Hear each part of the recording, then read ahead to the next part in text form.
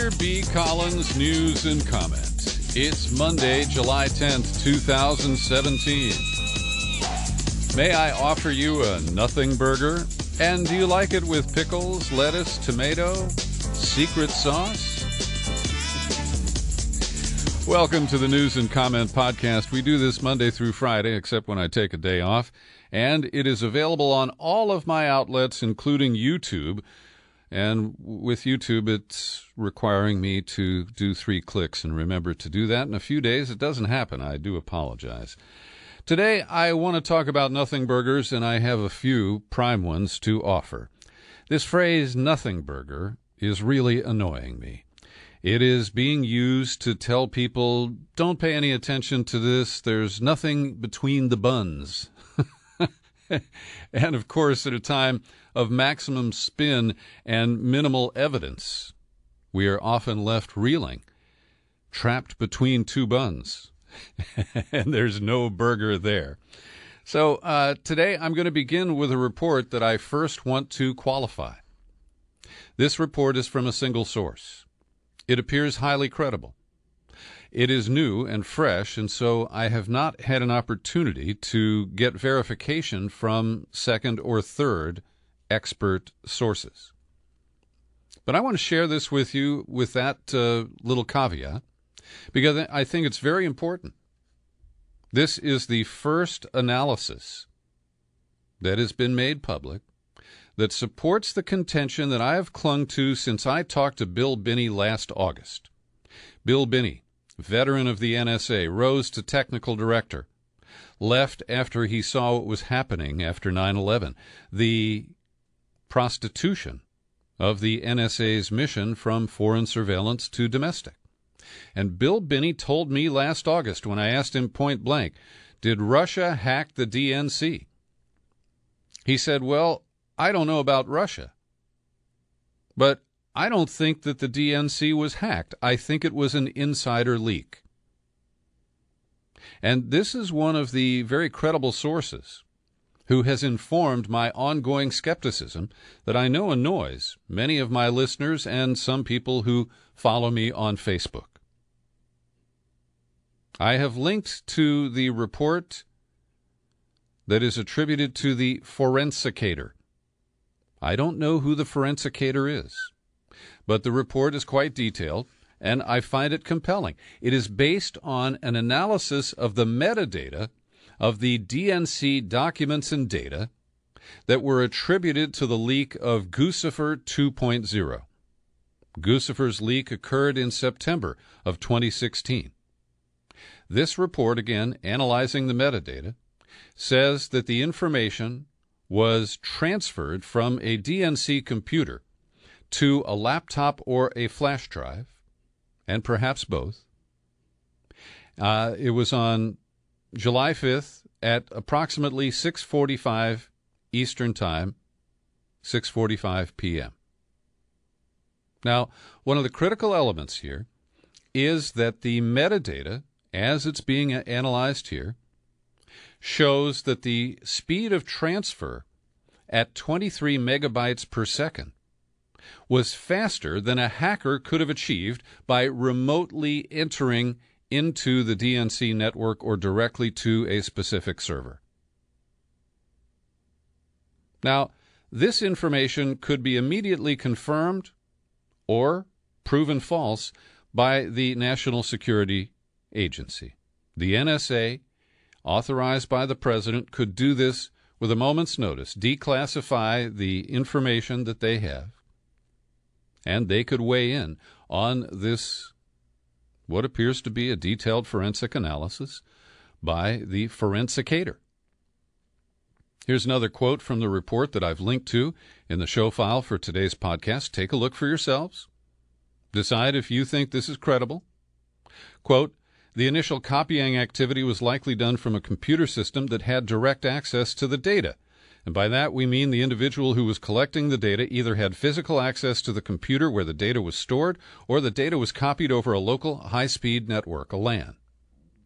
They may have copied a much larger collection of data than what is present in the Guccifer 2.0 release. It may have been as large as 19 gigabytes, and the material released would be about 1/10 of that.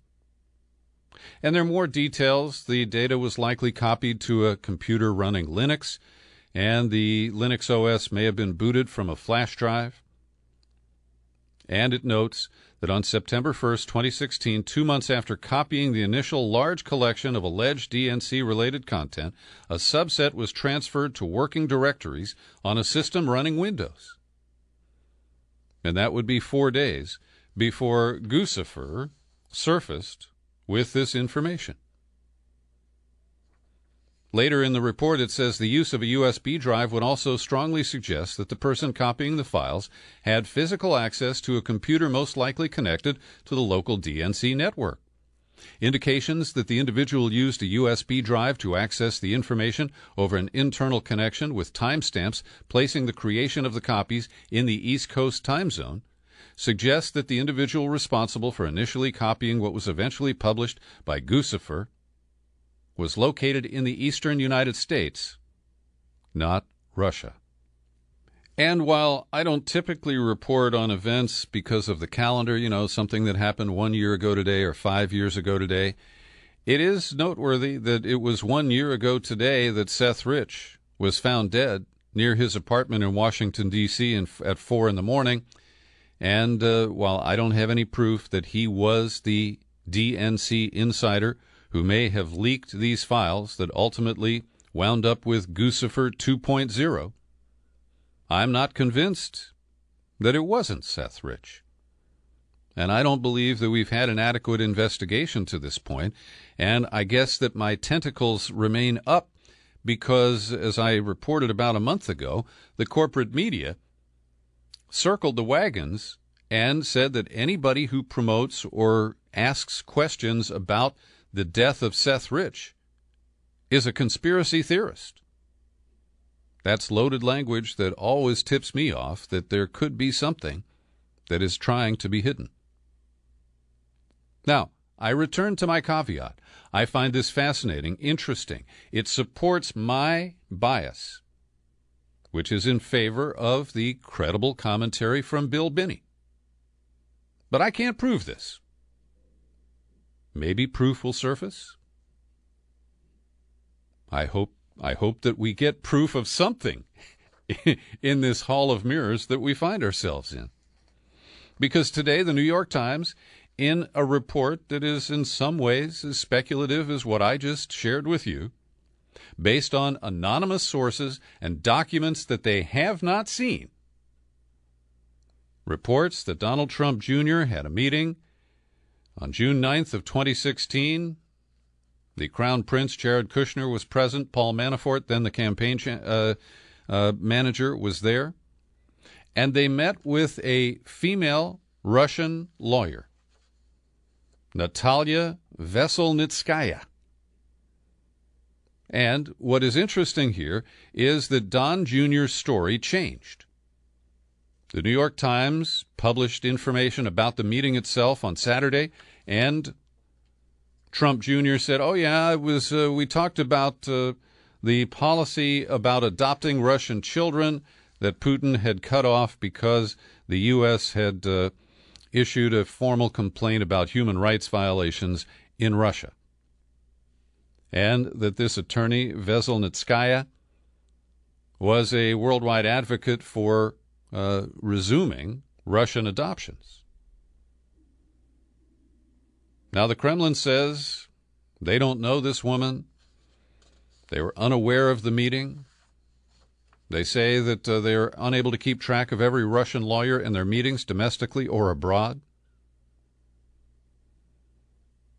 And so we are left to scratch our heads once again, because based on the reporting, and again, it is compromised because it is not sourced to a named individual or to a document that you and I can see. The best we know is that Jared Kushner amended his reports about contacts with Russians to include this meeting. And that's apparently how the Times got wind of it. But as to the the tease that this woman was going to share damaging information about Hillary Clinton? Well, again, we have to trust the Trumps as the source on this, but they claim that she opened the meeting by saying that she had information that Russians were supporting the Clinton campaign. But Don Jr. says that after pleasantries, the woman stated she had information that individuals connected to Russia were funding the Democratic National Committee and supporting Mrs. Clinton. Her statements were vague, ambiguous, made no sense. No details or supporting information was provided or even offered. And so they tell us they changed the subject to talk about the issue of adoption of Russian orphans. Is this a smoking gun or a nothing burger with a wedge of iceberg lettuce and some secret sauce? So it's hard to say. But this is being played up as a very serious development. And one thing that makes people take it more seriously is that Trump himself is launching a distracting set of Twitter messages. And today, he lowered the boom again on James Comey, the former FBI director, and based on a misleading report from the Fox News channel that was based on a report, I think, from The Hill, they are suggesting that Comey's memo about his conversations with Trump, at least one part of it was classified based on the January 6th meeting where he disclosed the Christopher Hill dossier to Trump. And therefore, the entire memo should be considered a government document, and Comey did not have the right to leak it. Well, I, for one, would say that I'm content to sit back and let that issue sort itself out. But it's clear that Trump is trying to distract people from these reports about his son and a meeting with a Russian lawyer. Why so sensitive, Donnie? I don't see much to it. If somebody can give me, real evidence that some sort of collusion took place there, I'd take it seriously. But this looks like they, took the bait, heard that there was some dirt they could get, and quickly learned that it was a ruse. Maybe that's a lie. But again, the way the New York Times is playing this, again, is, apparently a kind of dramatic spin that I can't find credible at this point. So, Trump is still tweeting about his meeting with Putin. He still falsely states that he says, Putin and I discussed forming an impenetrable cybersecurity unit so that election hacking and many other negative things will be guarded and safe. Questions were asked about why the CIA and FBI had to ask the DNC 13 times for their server and were rejected. Still don't have it. Now, this is where Trump is so maddening, because the CIA never had any appropriate role in looking at the DNC server. That just shows his ignorance of the division of labor in our national security complex. And he did use the legitimate angle here. He said fake news said 17 intel agencies when actually 4. That part is true. It's one of the things I've been railing about for months. When Hillary introduced the 17 intelligence agency claim, that was bullshit. To his credit, Robert Perry and his team at Consortium News have pressed that issue, and finally, on June 29th, the New York Times admitted that a recent reference to the 17 agencies was false.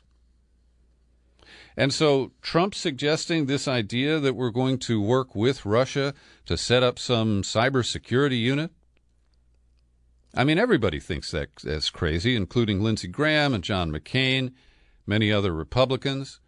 So he tweeted it. He let it kind of percolate.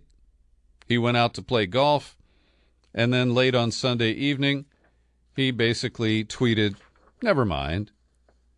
Let's see, at 9:45 Sunday night, the fact that President Putin and I discussed a cybersecurity unit doesn't mean I think it can happen. It can't. But a ceasefire can, and did. What? So we are victims of his limited attention span and stream of consciousness. What a toxic brew that is. At consortiumnews.com, Rick Sterling has a great list, 10 problems with the anti-Russian obsession. And he goes through, I think, a lot of critical issues. And if you're on the fence, if you think Rachel Maddow's narrative is compelling and you want to believe it, I encourage you to read this list. Evidence from CrowdStrike, the firm that was hired by the DNC to look at their servers, dubious. The Steele dossier looks fictitious. I'm still not certain about that, but, you know, I think it is an important argument. We certainly don't have proof of the golden showers or the other salacious allegations included in the Steele file.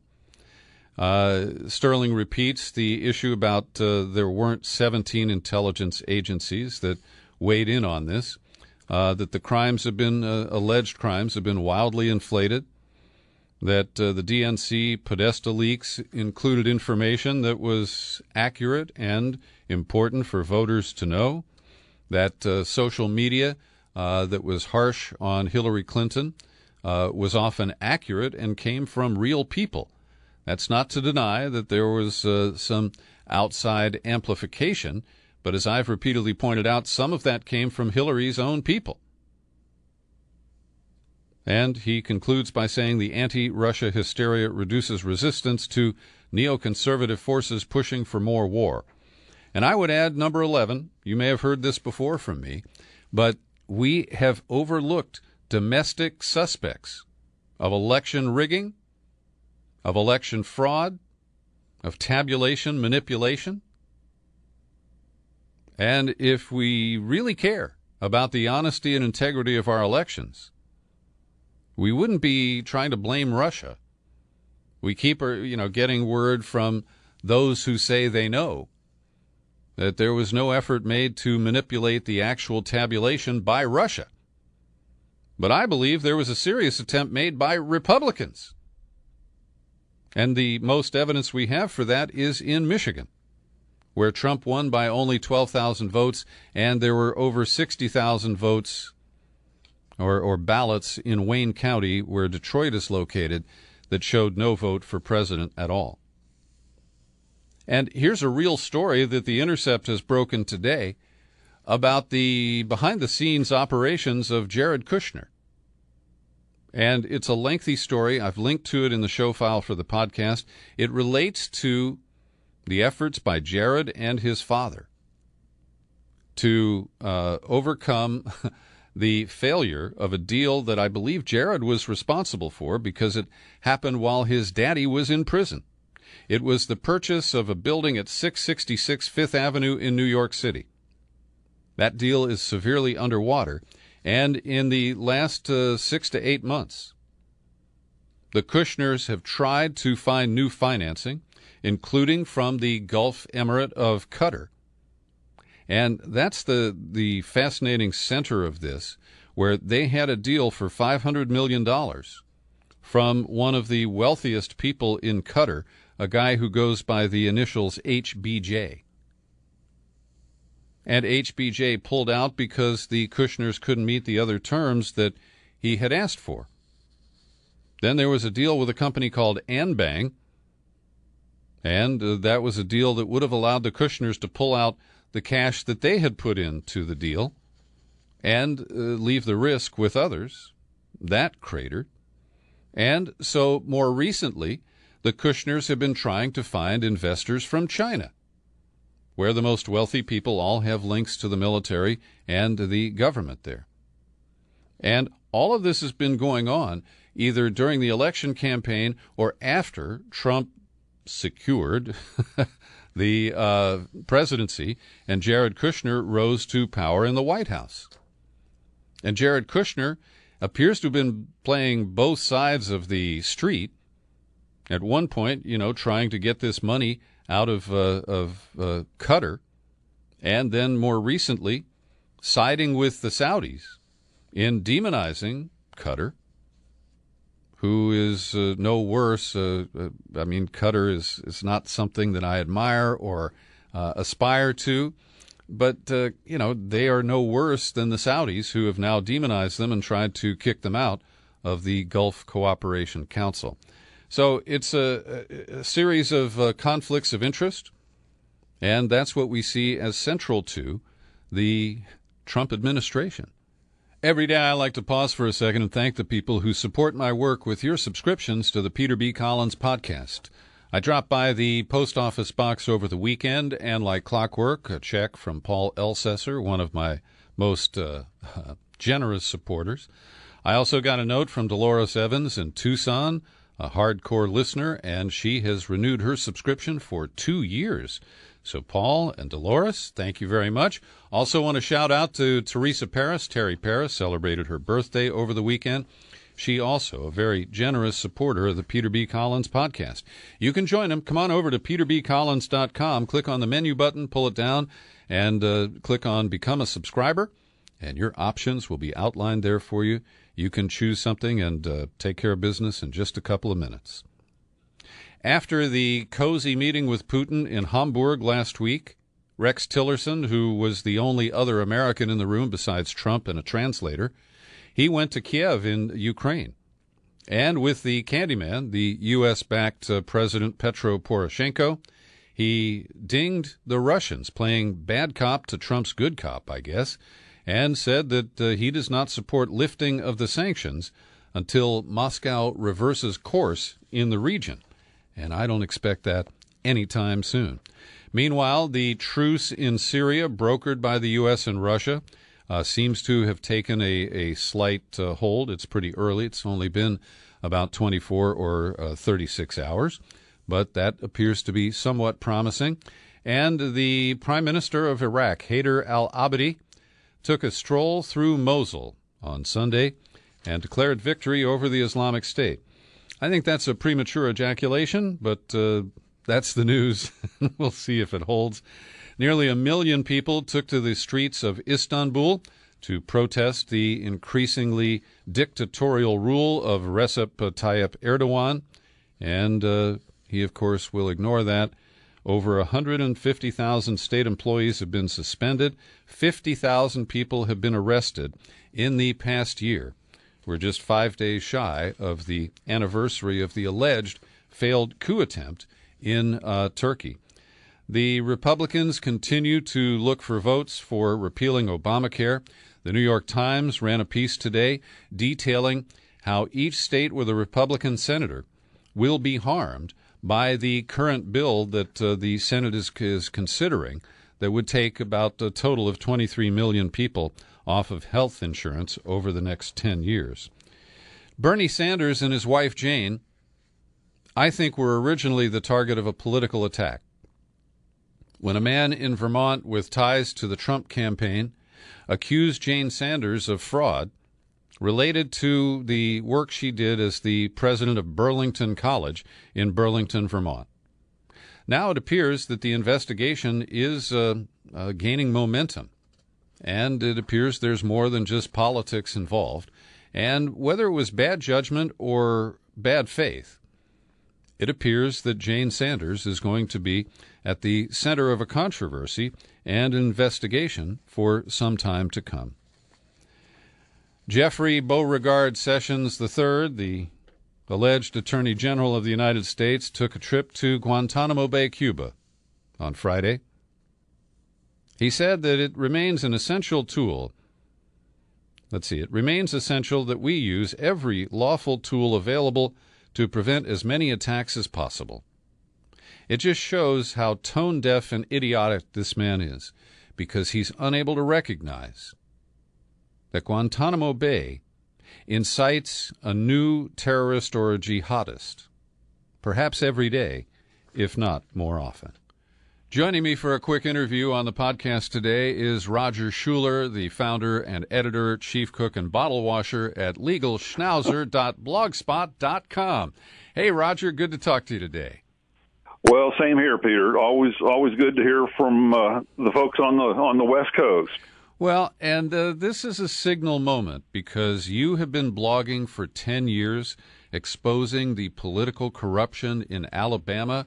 You and your wife Carol have paid a huge personal price for this, but you have a little bit to celebrate here. 10 years of blogging, and what is your page view count now? Well, I have two different counters. One's over 3 million page views, and the other's over 5. So I like the second one better. But I tend to take the first one, sort of make the official count. But I just passed 3 million, and then we had the 10-year. I started it in June 2007. That's back when I still had a full-time job at the University of Alabama at Birmingham, and I never dreamed. I thought I might do it a year. I mean, it's very time-consuming, and particularly when you have a full-time job along with it. But it's just been something I never dreamed I'd get involved in, but I have. And like you say, we've paid pretty heavy price in a lot of ways, but there's been a good bit of satisfaction too. So right. Well, Robert Bentley is no longer the governor of Alabama. You were the first to expose his weird sexual arrangement with one of his top staff people. Unfortunately, Jeff Sessions and Luther Strange are in Washington, and they've moved up to more powerful positions. But, Roger, the way I connected with you was your in-depth and consistent coverage of the Don Siegelman case, the former Democratic governor who spent 8 years on and off in federal prison. He's now been released, and you really gave us some of the best coverage and dedicated coverage of that incredible saga. Well, it is an incredible saga, Peter, and I think a lot of people around the country know about it, but there's probably a lot that don't, because it goes back to the late 1990s, actually. And I think it's an example of when you let a problem fester and you don't deal with it, it's going to come back to bite you. And of course, we had the Bush versus Gore election in 2000, which appeared to be stolen. Then in 2002, you had in Alabama the governor's race. Siegelman was declared the winner, and then overnight, votes disappear for him, and Bob Riley, a Republican, winds up as your governor, and he's supported by Karl Rove and the Chamber of Commerce and Jack Abramoff, about probably more than anybody. And so then you jump ahead to 2016, and we don't know for sure what happened in that presidential election, but it certainly doesn't smell very good. So we've kind of allowed these problems to fester, and the Siegelman case has been right in the middle of it. I mean, the theft of an election was a key factor in him going to prison. And just bringing it right up to the present tense, there's a new documentary about the Siegelman case called Atticus, and it was showing in Montgomery at a theater, I guess a nonprofit, where it turns out that Laura Canary, who was the prosecutor who went after Siegelman and then claimed that she had recused herself when it wasn't really true. That's some of the coverage that you've provided. Anyway, this documentary was showing there, and then they pulled the plug on the projector and said, wait, this is not consistent with our political interests here. Yeah, it's been reported here that Miss Canary got with her fellow members of the board and said there's a lot of stuff in this documentary that's false and defamatory, and of course this is all behind closed doors, and I doubt that she could provide any proof that anything in it. I've been fairly closely in touch with Steve Wimberly, the director on it, and I'm real confident in his ability to tell this story accurately. Mm-hmm. And the film actually hadn't started showing. The theater had agreed to a date, and I think it was going to be July the 8th.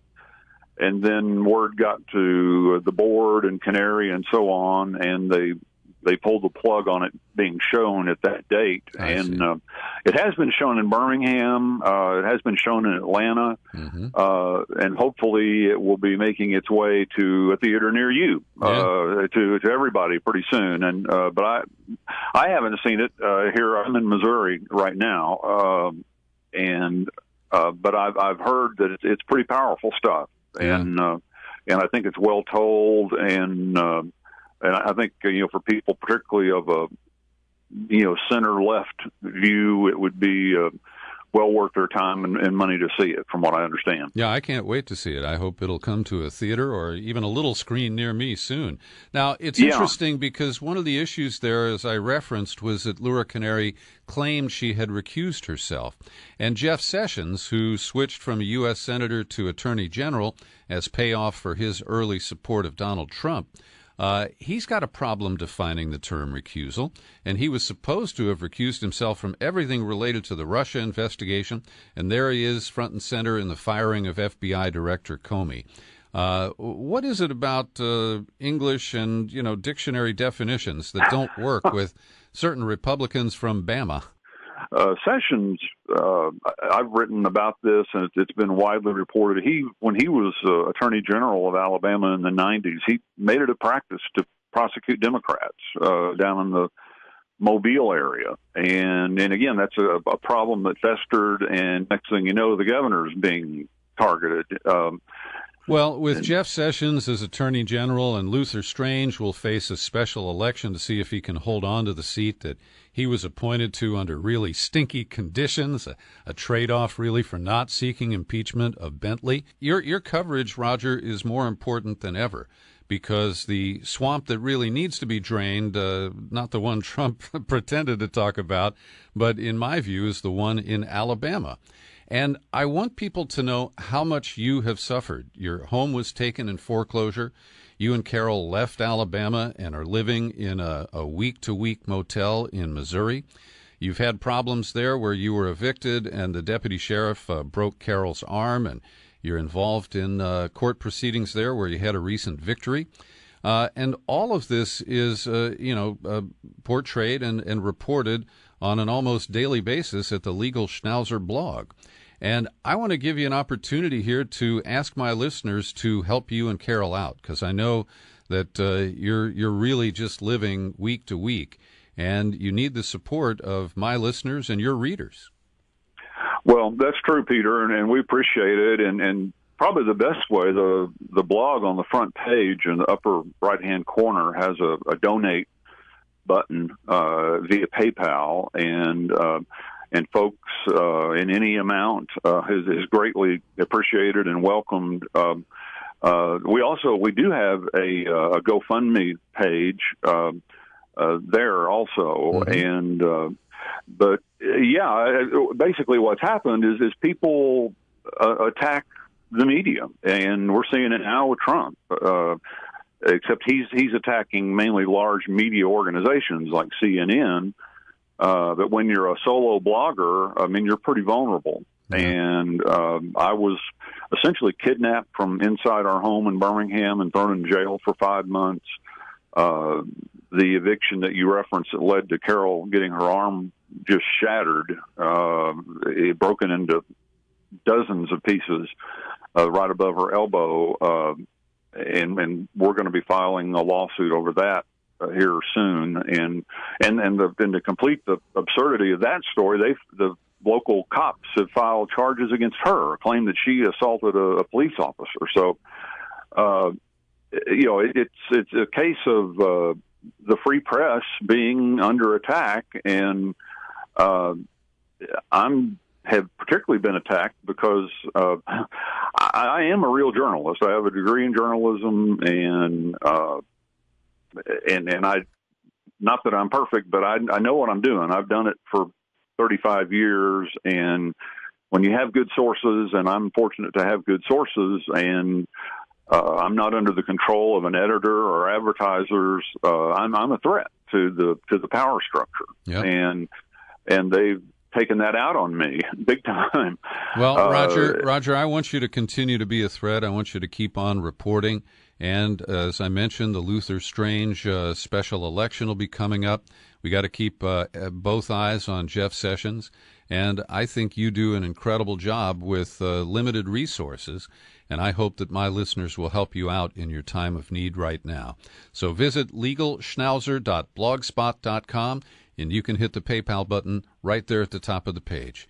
Roger, always a pleasure to talk to you. Keep up your work, will you please? Okay, will do, Peter. Thank you. Always good to talk with you. If you can help out Roger and Carol Schuler, I'll be much obliged. Thanks for listening. I'm Peter B. Collins. Happy trails to you until we meet again. Happy trails to you. Keep smiling.